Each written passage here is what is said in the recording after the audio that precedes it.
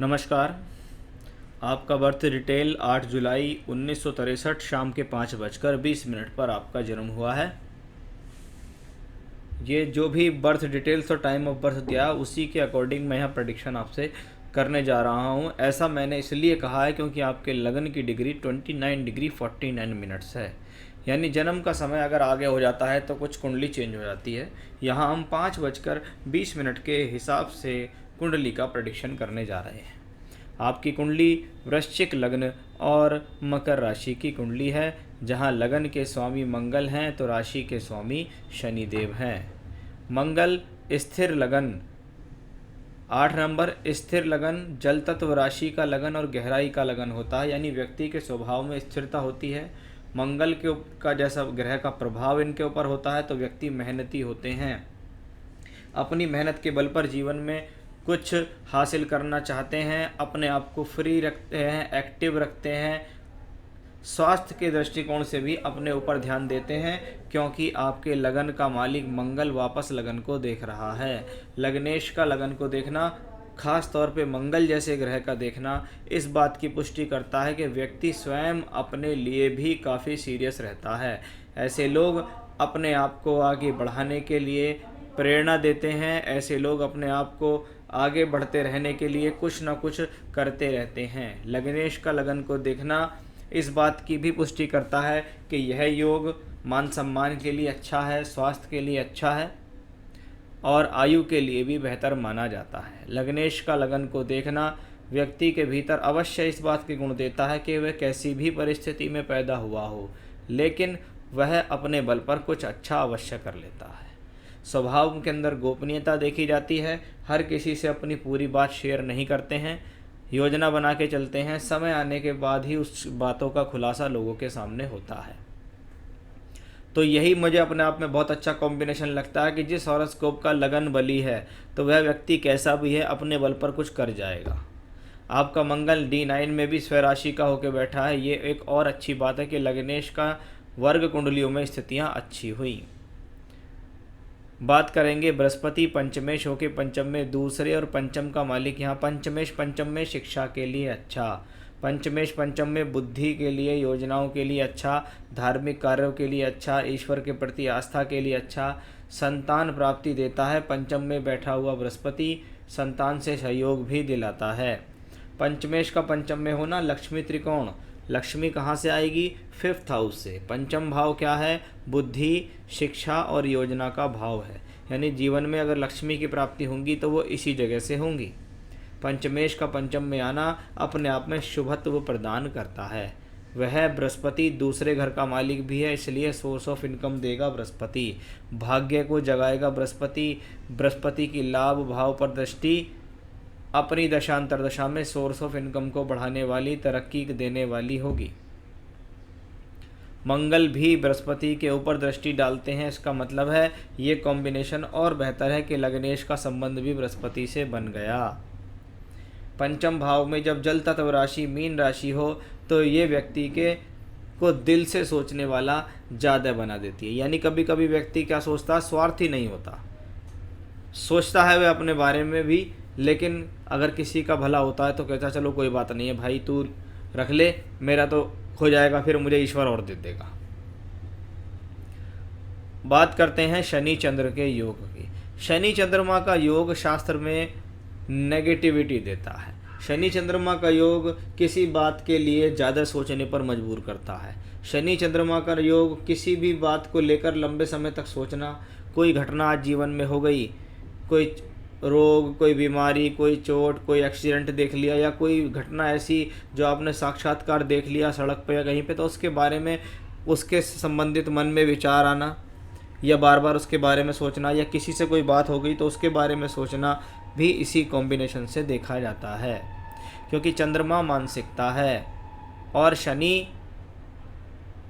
को और चंद्रमा को यदि हम कंपेयर करें तो शनि चंद्र का योग शास्त्र में विष योग कहलाता है। यहाँ चंद्रमा वाइट है, शनि ब्लैक है, तो वाइट यानी मन के ऊपर ब्लैक का आवरण होना मानसिकता में प्रॉब्लम देता है। अब आपकी मकर राशि है, शनि तीसरे घर का मालिक होकर तीसरे ही घर में है, वक्री है, बली ग्रह है। ऐसा व्यक्ति साहसी होता है, ऐसा व्यक्ति अपने खुद के बल पर अपने भाग्य को जागृत करता है। शनि चंद्रमा का यह योग टूर से, ट्रैवलिंग से, यात्राओं से, दूर स्थान से जुड़कर लोगों से कम्युनिकेशंस बना के फ़ायदा देता है। शनि से संबंधित दशा अंतरदशा जीवन में अगर आएगी तो अवश्य ही आपके जीवन में काम को लेके परिवर्तन होंगे, स्थान परिवर्तन होंगे, नौकरी चेंज होंगी, नौकरी में तबादले होंगे, या कह सकते हैं कि पद प्रमोशन करके कुछ ना कुछ चेंज कराने का काम शनि का है। वर्तमान में शनि की 7.5 भी चल रही है और यह 7.5 2022 में भी कंटिन्यू रहेगी। अच्छी बात क्या है कि शनि मजबूत है। चंद्रमा भले उसके साथ हैं, थोड़ा बहुत तनाव देगा शनि चंद्रमा का यह योग, लेकिन 7.5 आपके लिए कोई बहुत ख़राब नहीं है। 8th हाउस में प्लैनेट बैठे हैं 4, राहु है, सूर्य है, बुध है, शुक्र है। सूर्य राहु के जब जब बहुत निकट होता है तो यह पिता के सुख में कमी करता है, पिता के साथ संबंधों में मतभेद देता है, पिता को किसी प्रकार की बीमारी दे देना या पिता से दूर रहना या फादर होते हुए भी फादर का सुख ना मिलना इसी योग से आता है। सूर्य राहु का योग कुंडली में 8th हाउस में हो तो ग्रहण दोष होता है। जब अष्टम भाव में सूर्य राहु का योग बने तो कुछ लोग इसको पितृदोष की कैटेगरी में भी डालते हैं। मेरा कहने का मतलब यहाँ ये है, मैं इसको पितृदोष नहीं मानता, लेकिन अगर आपके घर परिवार में कोई परंपरा चलती हुई आ रही है, आपके पिता कहीं पूजन का कार्य करते हैं, कहीं पूजा करने जाते हैं, या ये कहिए कि आपके फादर किसी स्थान पर वार त्योहारों पर विशेष पूजा करने जाते हों, जैसे कुछ लोग अपने देवी देवताओं को पूजने के लिए अपने खेतों में जाते हैं, कहीं स्थान बना रखा है, तो अगर उस चीज़ को आप कंटिन्यू करते हैं तो यह आपके लिए अच्छा रहेगा, क्योंकि 8th हाउस में ऐसा कॉम्बिनेशन बनने के कारण व्यक्ति को जीवन में समस्याएं होती हैं। क्योंकि सूर्य जीवन में मान सम्मान के लिए भी देखा जाता है, हेल्थ के लिए भी देखा जाता है, तो उससे संबंधित स्थितियों को आप कंटिन्यू करें। जितना ज़्यादा आप अपने पैतृक स्थिति से जुड़े रहेंगे, जितना ज़्यादा आप अपने परिवार की संस्कृति से जुड़े रहेंगे, उतना अच्छा रहने वाला है। सूर्य दशमेश है, दशम भाव का मालिक होकर जब अष्टम में सूर्य बैठा हो तो इस कॉम्बिनेशन को हम कहते हैं ups and down in career. व्यक्ति को अपनी प्रोफेशनल लाइफ को सेट करने के लिए बहुत मेहनत कराता है ये ग्रह। जीवन में कई बार परिवर्तन होना, नौकरी बदलना आदि भी इन्हीं योगों में देखा जाता है। अष्टमेश का अष्टम में होना बुध का, यह एक पारिवारिक रूप से थोड़ी बहुत मजबूती देता है। इसको कहते हैं कि हाँ भी कोई पैतृक संपत्ति है तो उसमें आपको हिस्सा मिल जाएगा, इसको हम ऐसे यहाँ कह सकते हैं। साथ में शुक्र भी है। अब शुक्र कौन है? सप्तम भाव का मालिक है, सप्तम भाव का कारक है, अष्टम में बैठा है। विवाह से संबंधित देरी, पति पत्नी के बीच में शुरुआती तौर पे तालमेल अच्छा ना होना, बाद में स्थिति ठीक हो जाना भी ऐसा दिखाई देता है। लेकिन जब शुक्र जैसा कोई ग्रह कुंडली के 8th हाउस में बैठे तो पूरी जीवन निकल जाता है लोगों का वैवाहिक जीवन में, लेकिन पति पत्नी के बीच बहुत अच्छा खासा तालमेल नहीं बन पाता है। ऐसा योग देकर आपको शुक्र यहाँ दे रहा है। शुक्र की स्थिति ज़्यादा बेहतर नहीं है। जीवन में शुक्र से संबंधित दशा अंतरदशा अगर आएगी तो वह आपको जीवन में स्ट्रगल कराएगी, वह आपके जीवन में आपसे संघर्ष कराएगी। यह योग हेल्थ और वेल्थ दोनों के लिए अच्छा नहीं है। वर्तमान में शनि की महादशा चल रही है। शनि तीसरे घर में चंद्रमा के साथ भाग्य बनाने के लिए व्यक्ति मेहनत कर रहा है।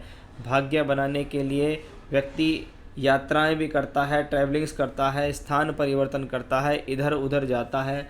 इसको कहते हैं नौकरी में परिवर्तन के योग भी, क्योंकि शनि की महादशा जीवन में 2013 से चल रही है। 19 वर्ष की महादशा होती है जो 2032 तक चलेगी। शनि की महादशा में अन्य ग्रहों की अंतर्दशाएं भी आएंगी, जैसे वर्तमान में 22 जून 2020 से 23 अगस्त 2023 तक शनि में शुक्र रहेगा। शुक्र कुंडली के अष्टम भाव में है, साथ में दशमेश सूर्य भी है। इसका मतलब शुक्र की दशा में शारीरिक रूप से अपना ध्यान रखें। स्वास्थ्य से संबंधित स्थितियों के लिए यह ज़्यादा अच्छा समय नहीं, आर्थिक तौर पर भी यह ज़्यादा अच्छा समय नहीं, कार्य धंधे के तौर पर भी यह समय ज़्यादा बढ़िया नहीं देखा जाता। जब ग्रह अच्छे भावों का मालिक ना हो और अच्छे भाव में बैठा ना हो तो उसकी दशा प्रॉब्लम देती है। नवमांश में भी राहु केतु अच्छा नहीं है कि अक्ष में है शुक्र, ये अच्छा नहीं माना जाता। इसका मतलब शनि में शुक्र की दशा अगर आएगी तो आपको अपनी हेल्थ, वेल्थ और प्रोफेशनल लाइफ तीनों को संभाल के चलना है। किसी भी प्रकार का ऐसा डिसीज़न नहीं लेना जो आपकी प्रोफेशनल लाइफ के लिए स्ट्रगल पैदा करे, प्रोफेशनल क्राइसिस का सामना आपको करना पड़े। ऐसा मैं आपके लिए इसलिए कह रहा हूँ कि आपके देखिएगा अभी शनि में शुक्र चल रही है, शुक्र 8th हाउस में, फिर आएगा शनि में सूर्य, सूर्य भी 8th हाउस में राहु के निकट।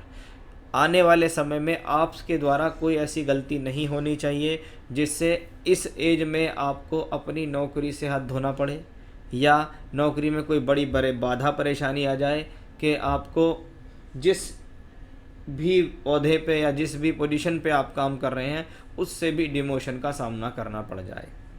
क्योंकि आपके सवाल पूछ रहे हैं सर्विस में आगे प्रमोशन होकर डायरेक्टर बनने की संभावना है क्या, यदि हाँ तो कब तक है, आने वाले वर्ष में आर्थिक स्थिति कैसी रहेगी। भाई साहब, मैं आपको निराश नहीं करना चाहूँगा, लेकिन एक बात की सतर्कता देना चाहूँगा।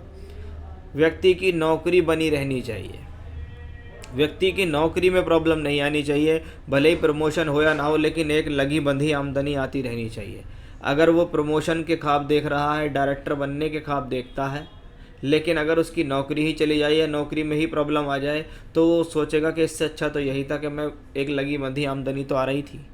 किसी भी प्रकार की कोई भी जल्दबाजी ना करें। मुझे कोई भी ऐसा संकेत अच्छा आपके चार्ट से नहीं दिखाई दे रहा जिसको देख के मैं ये कह सकूं कि आपके लिए कोई बहुत बढ़िया आगे समय है। एक सामान्य तौर पर स्थिति जैसी आज चल रही है ऐसी चलेगी। मुझे आने वाले 2, 2.5, 3 वर्ष तक कुछ अच्छा ऐसा दिखता नहीं है। मैं आपसे ये कहूँगा, कभी कभी मैंने बहुत बार ऐसे लोगों को देखा है कि वह लोग अच्छी पोजीशन की लिए डिज़र्व करते हैं, लेकिन दशा अच्छी ना होने से वो पोजीशन उनको नहीं मिलती। तो अपनी तरफ से ऐसा मत करना कि कोई क्रोध में आके, जल्दबाजी में आके कोई निर्णय ले दो कि चलो जी आप मुझे नहीं देते प्रमोशन तो मैं नौकरी छोड़ता हूँ, मैं कोई दूसरी देख लूँगा। दूसरी नौकरी मिलने में प्रॉब्लम हो जाएगी। मेरे हिसाब से आगामी 2.5-3 वर्ष एक संघर्ष वाला समय ही मुझे दिखाई देता है। बहुत आराम से चलिएगा, नौकरी चुपचाप कीजिएगा, वही आपके लिए फ़ायदेमंद है। शनि से 6ठे घर में बैठा है शुक्र, शुक्र से अष्टम में बैठा शनि, दशा का अक्ष भी 6-8 का है। महादशा का मालिक 3रे घर में, अंतरदशा का मालिक 8th हाउस में। इसका मतलब प्रॉब्लम तो आएगी, नहीं आई है अभी तक तो आएगी। भाई साहब सतर्क रह के चलिएगा। जो मुझे दिखाई दिया वो मैंने आपको बताया है, क्योंकि मेरा पहला ध्येय यह बनता है कि आपकी नौकरी बनी रहे, आपके पास सोर्स ऑफ इनकम लगातार आता रहे, क्योंकि आप मेहनती हैं और मेहनत करके अपने जीवन में आगे बढ़े हैं। आगे भी मेहनत करके आपको जीवन में आगे बढ़ना है।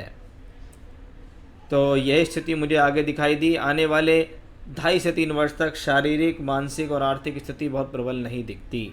बेटी की विवाह की संभावनाएं कब तक है वो उनकी कुंडली से पता लगेगा। पारिवारिक जीवन संतान के उद्देश्य से ठीक है। मैरिड लाइफ के तौर पे या पत्नी के स्वास्थ्य को लेकर या पत्नी के साथ को लेकर कोई बहुत बढ़िया स्थिति नहीं दिखती। ये कॉम्बिनेशन पत्नी के हेल्थ में भी प्रॉब्लम दे सकता है, ये कॉम्बिनेशन पत्नी के साथ मतभेद भी दे सकता है, लेकिन शनि में शुक्र इस लिहाज से अच्छा है नहीं। ये तो थे कॉम्बिनेशंस जो आपके चार्ट में मुझे दिखाई दिए हैं। अब इन सारी समस्याओं, दुविधाओं से बचने के लिए करना क्या चाहिए? करना चाहिए मंगलवार और शनिवार के दिन सुंदरकांड का पाठ शाम के समय सूर्यास्त के बाद चमेली के तेल का दीपक जला के।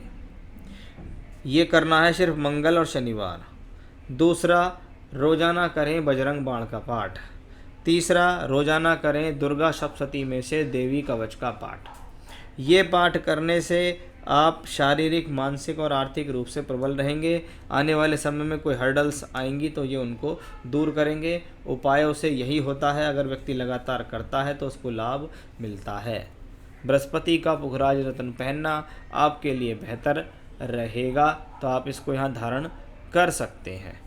और आप चाहें तो मूंगा रत्न भी आप पहन सकते हैं, यह भी आपके लिए ठीक रहेगा। आपको चाहिए तो आप दोनों में से कोई भी रत्न अगर आपको चाहिए तो प्राप्त कर सकते हैं।